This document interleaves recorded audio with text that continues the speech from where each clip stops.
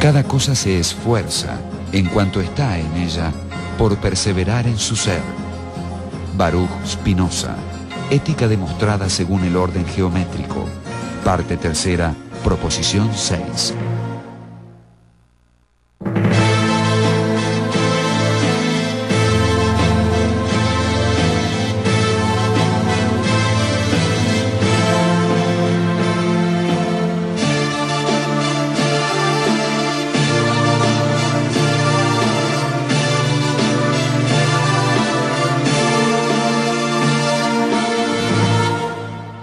Baruch Spinoza. Spinoza, bueno, nace en el año 1632 en la ciudad de Ámsterdam y bueno, nace en el seno de una familia judía, permanece en Portugal hasta fines del siglo XVI, donde nuevamente la corona toma una política muy digamos, sangrienta con el pueblo judío, bueno, implementando la muerte y la cárcel de los judíos para confiscar sus bienes y acrecentar los recursos de la corona que se encontraba en una fase colonialista. Bueno, en esta circunstancia, el padre de Spinoza, Miguel Spinoza, decide emigrar y bueno, pasa primero por Nantes, bueno, una ciudad francesa, y luego se radica en Ámsterdam. La familia de él, podríamos decir que mantuvieron la tradición judía, la práctica religiosa, sus costumbres, pero debieron salir perseguidos o exiliados como tantos otros. Y su familia vive en Ámsterdam, la capital de Holanda, en tiempos de muchas disputas entre los monárquicos y los republicanos, cosa que ya también había o estaba ocurriendo en Inglaterra y estaba por ocurrir, aconteciendo también en Francia.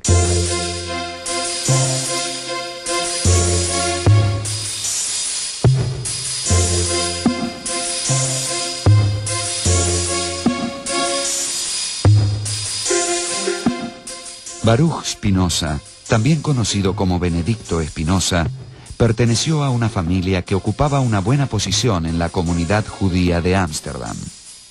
El padre de Baruch era un rico comerciante y trató de dar a su hijo una educación impecable. Con el tiempo, el joven colaboró con las actividades comerciales familiares, pero sus intereses eran otros. Su padre empezó a pensar en él como en un futuro rabino. Comienza teniendo una educación, digamos, religiosa en la comunidad, digamos, en la escuela de la comunidad judía, y se dedica a estudiar, por ejemplo, el Antiguo Testamento, a estudiar hebreo, para conocer y leer las Sagradas Escrituras. Entonces es sobre todo una educación religiosa la que él comienza a tener, que de alguna manera influye en su pensamiento porque tiene por centro a Dios. Y la idea fundamental de toda su filosofía parte digamos, de la idea de Dios y de entender qué cualidades y atributos surgen de esa idea de Dios, ¿no? Así que ya desde el principio, de sus primeros tiempos, la educación que recibe Spinoza es una educación religiosa, que de alguna manera le enseña o lo lleva a poner a Dios como centro de todos sus pensamientos, ¿no? Lo que va advirtiendo Spinoza es que la práctica religiosa, las formas institucionales de la religión judía y otras también, le parecían como reñidas con el espíritu mismo de la religión y básicamente el pensamiento judío. De eso parte desde allí hasta llegar a una revisión y una reformulación de la misma idea de Dios. Allí es donde aparecen una de las características verdaderamente escandalosas de su pensamiento. Además de familiarizarse con la lectura del Antiguo Testamento y el Talmud, y con las especulaciones de la Kabbalah, los intereses intelectuales del joven Spinoza se orientaron hacia las matemáticas, la filosofía y los idiomas. Su abierta inteligencia lo llevó a cuestionar los puntos de vista ortodoxos para la interpretación de la Escritura, y en 1656, cuando solamente tenía 24 años, fue solemnemente excomulgado.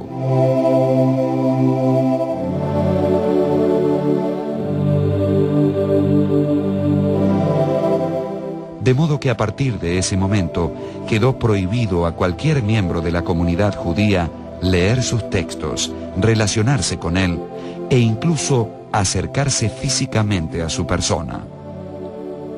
La excomunión en la iglesia judía, en la sinagoga, es o puede ser o más leve o más dura que lo que conocemos habitualmente por excomunión en el mundo católico cristiano, porque tiene tres planos, uno podríamos decir leve, uno mediano y otro muy duro. La que recibió, la que le infligieron a Spinoza es la muy dura, que se llama el jerem.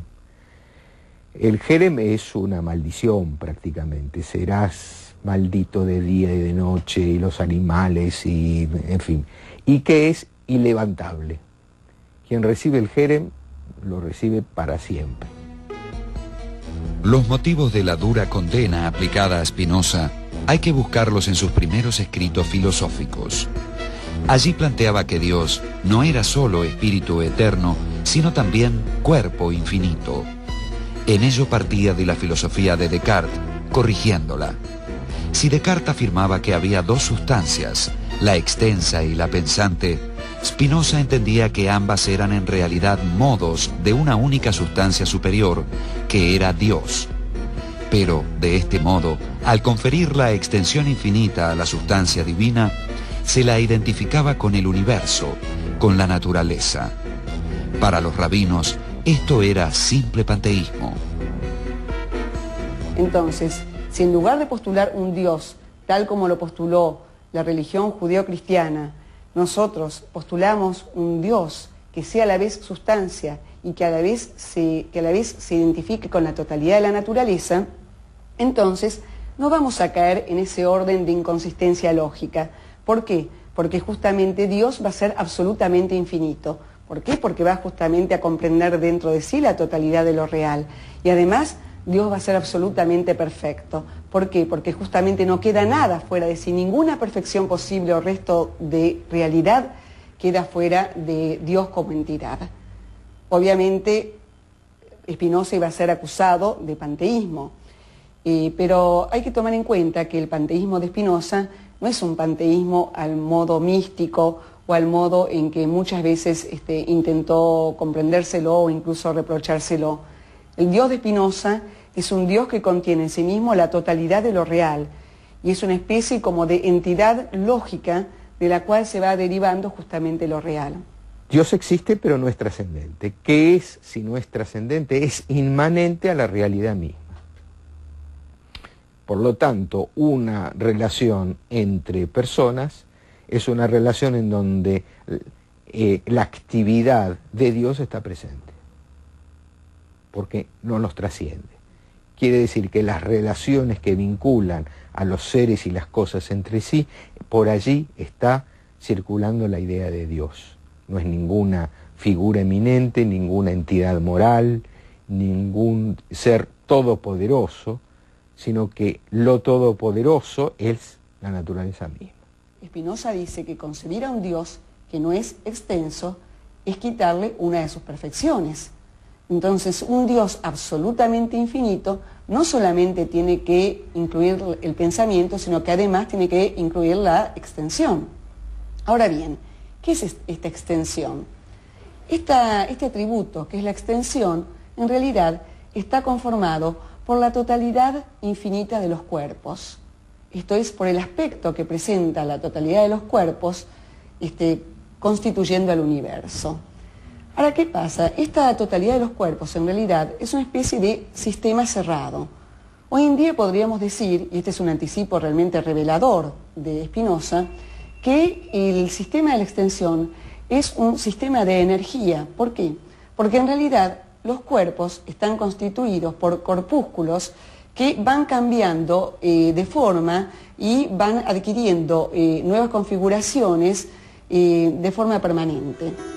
Spinoza afirmó también que era imposible demostrar la inmortalidad del alma y que la Biblia debía ser libremente interpretada, sin prestar atención a la exégesis oficial. La hostilidad hacia Spinoza no cesó con la excomunión y hasta se llegó a atentar contra su vida. Como consecuencia de ese intento de asesinato, fue a residir a un pueblito cerca de Leiden y 3 años más tarde a los alrededores de La Haya. Trató de llevar una vida discreta, reservada y dedicada al estudio y la escritura. Se le conoce un único intento de formar una familia que no prosperó porque el padre de la novia impuso la condición de que Spinoza abrazara el cristianismo. Toda su obra filosófica y todo el desarrollo de su profesión y de su pensamiento lo hace apartado y de alguna manera rechazado por el mundo, religioso y el mundo incluso filosófico. Es muy interesante ver cómo las reacciones que suscita Spinoza, reacciones muy fuertes, de rechazo y de aceptación. O sea, por ejemplo, algunos han llegado a decir que de todos los hombres que el diablo había utilizado para destruir la obra de Dios, Spinoza era el peor de todos. Incluso algunos lo acusaban que como en realidad se dedicaba a escribir y a trabajar de noche, lo hacía porque se ocupaba de obras de las tinieblas.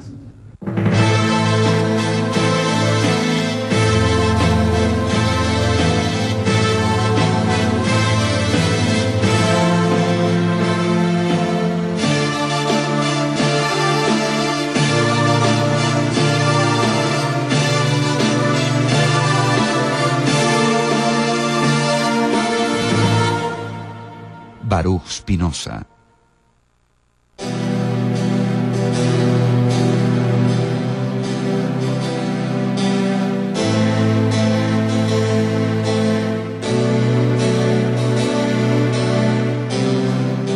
En 1673 se le ofreció una cátedra de filosofía en la Universidad de Heidelberg, pero la rehusó para mantener su independencia y aislamiento. Solo 2 obras fueron publicadas por Spinoza durante su vida: Los principios de la filosofía de Descartes y el Tratado teológico político, aparecido anónimamente en 1670. Poco después de su muerte, irían apareciendo sus otros escritos y su obra más importante, La ética demostrada según el orden geométrico. Porque en realidad Spinoza escribió su obra principal siguiendo el método de Euclides. El método de Euclides parte de ciertos axiomas y de ciertas definiciones, y a partir de esas definiciones y de esos axiomas se van derivando, lógicamente, una serie de proposiciones a lo largo de las cuales se demuestran justamente esas definiciones y esos axiomas de los cuales se partió. Él dice que va a tratar de las pasiones y de los sentimientos humanos como si se tratara de líneas y de puntos. Entonces, la ética que funda Spinoza es una ética objetiva, es una ética que es deducida justamente como se deducen las propiedades de un triángulo. Entonces, el amor intelectual, que es la figura, de Spinoza, o el elemento, donde culmina toda la ética de Spinoza, el planteo ético de Spinoza, es alcanzar la forma de conocimiento más perfecta por la cual yo veo toda la realidad surgiendo, cada cosa singular surgiendo, o como un modo, finito, y todas las cosas relacionadas entre sí, que en el fondo están surgiendo de ese ser divino que es Dios. Surgiendo obviamente necesariamente, constantemente en todo momento. E incluso me comprendo a mí mismo como una manifestación de Dios, y ese amor que yo tengo a esa fuente de la cual surjo, o a esa causa inmanente que es Dios, me doy cuenta que es Dios amándose a sí mismo. El problema no es Dios, sino el uso político-moral que se hace de Dios. Esto es un tema tal vez el más escandaloso, en donde a partir de ello él dice toda moral que construye qué es el bien y qué es el mal es un aparato de sometimiento y obediencia.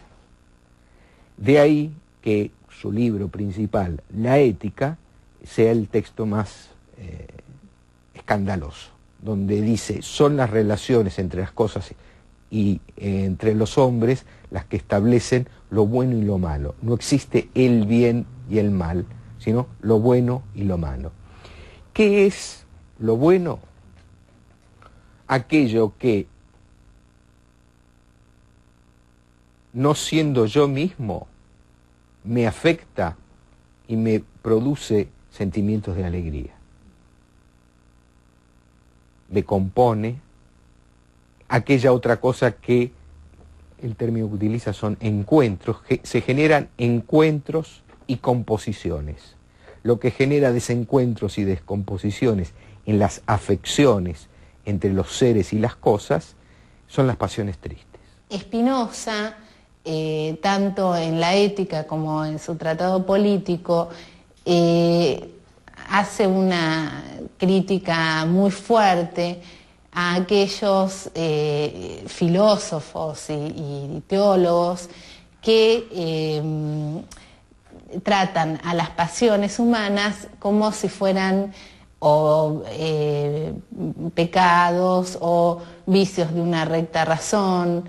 Y lo que va a marcar Spinoza es que las pasiones son constitutivas de la naturaleza humana, que son tan naturales como las acciones. Y bueno, que solo sobre el reconocimiento de este carácter pasional, ineludible en todo hombre, es que efectivamente se va a poder acceder al conocimiento. La filosofía de Spinoza parece priorizar el aspecto lógico, formal o arquitectónico del sistema, su orden geométrico. Sin embargo, le da gran importancia a aspectos tan poco formales como el cuerpo, las pasiones, los afectos y ese deseo o impulso que recibe el nombre de conato.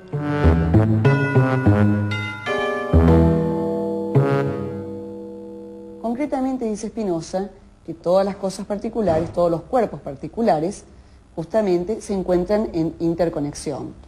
Cada cuerpo es una entidad autónoma, relativamente autónoma. ¿Por qué? Porque cada cuerpo está animado por lo que Spinoza llama el conato. El conato es una tendencia de la cosa a permanecer o a mantenerse en la existencia. De alguna manera, el conato es la esencia de toda cosa singular. Es decir, según Spinoza, todas las cosas singulares, incluidos los hombres, tenemos o poseemos un conato. Este conato, que años después, por ejemplo, se llamaría instinto de vida, o incluso en Freud, libido, es decir, esto que nos lleva a permanecer en la existencia. El conatus, para definirlo con precisión, quiere decir que cada cosa, en cuanto puede, persevera en su ser. Es decir, para decirlo más fácilmente todavía, cada cosa, en la medida en que dependa de sí misma, quiere seguir siendo. En la medida en que no haya circunstancias exteriores que le impidan ser, cada cosa persevera en ser. Los conatos también, además, se pueden unir entre sí para justamente constituir nuevos organismos o nuevas relaciones. Es más, va a decir Spinoza que si nosotros vamos subsumiendo los cuerpos, uniéndolos entre sí, entonces vamos a encontrar que, bueno, por ejemplo, en esta habitación estamos acá reunidos, entonces nosotros a su vez somos un cuerpo. A su vez, dentro de esta ciudad conformamos una multitud de individuos, entre todos conformamos otro cuerpo. Y así, si nosotros vamos ascendiendo en la multitud de los cuerpos, llegamos justamente a la faz total del universo, es decir, a la configuración de todos los cuerpos. Existe el individuo, pero el individuo es la colectividad. Entre lo colectivo y lo individual no hay ninguna separación. Entre lo político y lo social tampoco hay una separación. Lo político es una forma de desagregar lo social en donde unos hacen obedecer a los otros. Para Spinoza, lo social debe pensarse como un encuentro que potencia el conato de los individuos. En vez de sostener, como el filósofo inglés Thomas Hobbes, que el hombre es el lobo del hombre, Spinoza entiende que cada hombre completa a los otros y es completado por ellos. Una comunidad es un individuo colectivo que potencia las posibilidades y los derechos de sus miembros. En Spinoza, a diferencia de las teorías contractualistas, en ningún momento hay contrato ni hay cesión del derecho natural. Él parte también de la idea de que en el estado de naturaleza el hombre cuenta con su derecho natural, pero justamente al estar enfrentado con los otros hombres, su cognatus está totalmente debilitado por una cuestión de utilidad y para poder perseverar en la existencia, el hombre, desde la teoría spinoziana, reconoce que lo más útil para un hombre es otro hombre, y así es como se constituye un cuerpo político. El conato, el apetito y el deseo son tres nombres que tienen un único referente, es decir, los tres designan una única entidad. Ahora, ¿qué es este conato? Este conato o este deseo es justamente uno de los nombres que recibe la esencia de todo lo existente.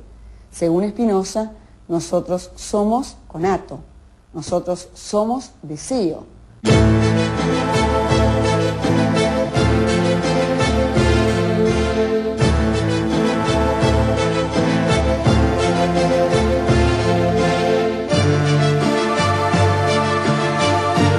Baruch Spinoza falleció de tuberculosis en 1677. Solo tenía 44 años de edad. Su filosofía fue a la vez mística y racionalista, iluminista y religiosa. Ha influido a Georg Wilhelm Friedrich Hegel, a Sigmund Freud, a Gilles Deleuze y a muchos otros pensadores.